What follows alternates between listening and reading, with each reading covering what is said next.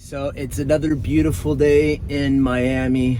I'm about ready to call my first SUBTO deal of the day. You have people that have bought homes at the beginning of COVID, right as the prices were going up really high. We had really good interest rates. Now interest rates have shot up. Prices are going down. People have to write checks if they want to close a home because they have no equity in it. So what I'm doing is calling up the agent, offering to take over the existing mortgage, give the seller a few $1,000s in their pocket so they don't have to write a check to close, and then they can move on with their life. Let's call. We have a house in Texas. Let's call the agent and see if we can get her on the phone. This is LD. You emailed me earlier today about the house on... Yes. I received your offer. Are you the same one that was working with some young ladies that emailed me last week? No, I do not believe that would have been me. Oh, okay. So this would be different. Okay, because I kind of have the same deal. Is it this kind of like the rent to own where someone would be purchasing the house, or basically I would be still having the mortgage in my name, and you guys are paying the cash at closing for the equity and stuff like that? Yes, correct. We would take over the mortgage. Are you an agent? Are you working with an agent? I am an agent, and I'm also the seller. Oh, okay, perfect. Yeah. So you understand how it goes. So not familiar with this particular, because I'm used to just dealing with like regular residential sales where someone's obtaining a loan, whether it's VA, FHA, conventional. Never done one with this type of like financing. So someone approached me about an offer last week, and so I thought you were actually, because they said they were sending over an offer too. So I thought this was, because I just talked to them, I think on like Friday or something. So that's why I thought you were the same company. So I'm still trying to learn a little bit more about it, because I might be interested. I just need to understand like the terms, because like, what if I guess basically there will be a renter in my house, and what I'm more concerned about is my house has a pool, and so like, I don't want the liability if something happens, God forbid if someone, drowns in the pool. I know that would follow my homeowner's insurance. Like, what if they sue for $1 million? Like, I just am trying to think about this in a logical standpoint. All of this will be written up through the title company, done correctly, and we would take title, and so liability would completely drop off from you. Okay. So you would have no liability in it at all. But I would have to continue to maintain a insurance policy pretty much, though. No, we would do that as well. Okay. And then, so what if for some reason mortgage payments stop being made from the other party, and what happens? Do I end up receiving back the title, or do you guys, like, how does that work? So we would do, have you signed, we would all sign a deed in lieu. I work with some investors, and they have deeper pockets, so that's something that never has happened. It wouldn't happen, but let's say it did happen, then you would just be able to take the home back over. You would get the title back, the money that you received at closing, and any equity that's been built in the home since we had taken it over, that would all go back to you. Okay.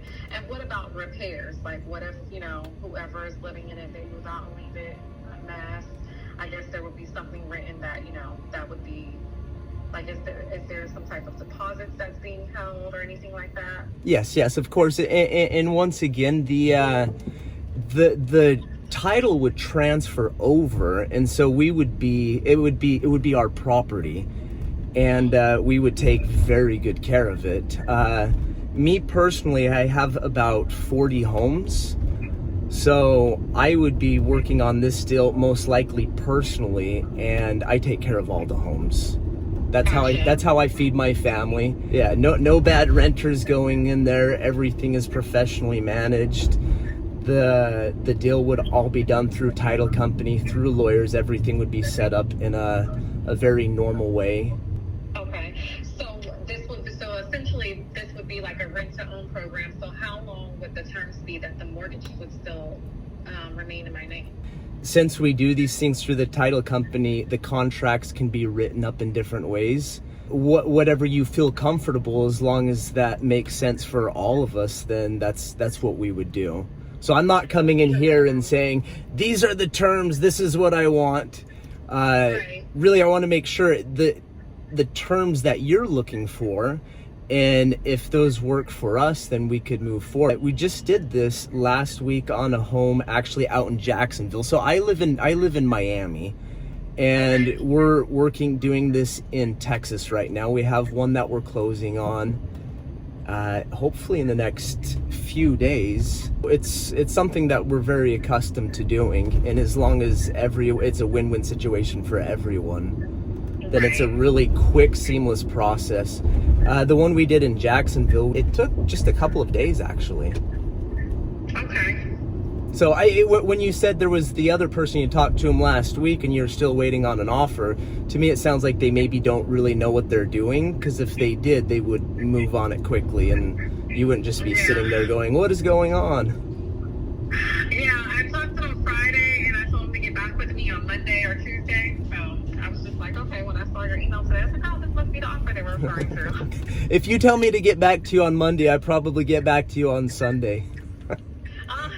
I'm just that guy. Urgency, okay. But yeah, it is something I'm interested in. So like moving forward, I mean, how do we move forward if I am interested in it? We need to see a copy of a mortgage statement. You could just text that over. That way we know what the PITI is on it. And then we can look in to see what the equity is and make an offer from there. They actually take care of my mortgage for free on me.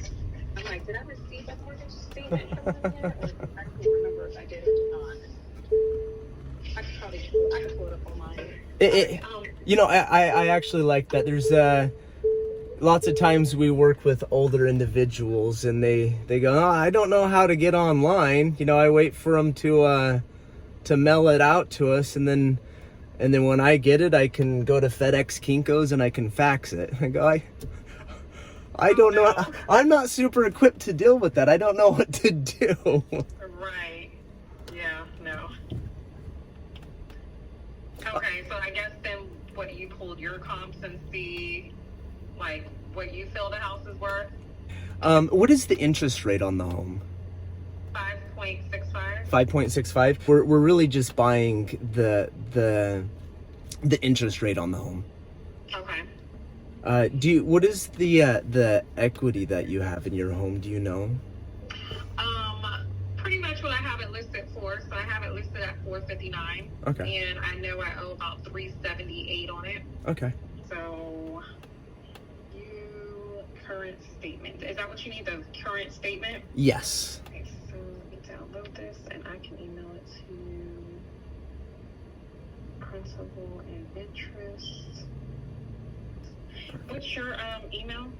Let's send it to Pareto LLC. Okay, got it.